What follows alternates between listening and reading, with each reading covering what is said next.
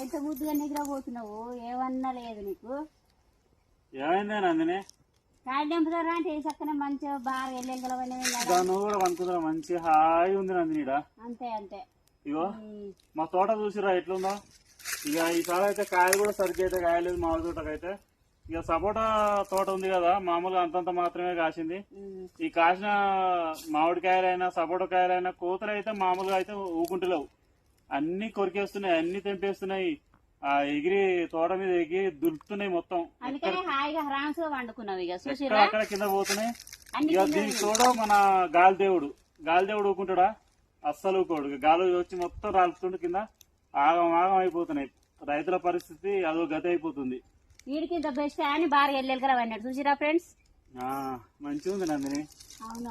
పనుకో, నువ్వు కూడా కొమ్మ తీసుకొని ఆయన కూడా సెట్ ఎక్కి పనుకోవాల్సింది.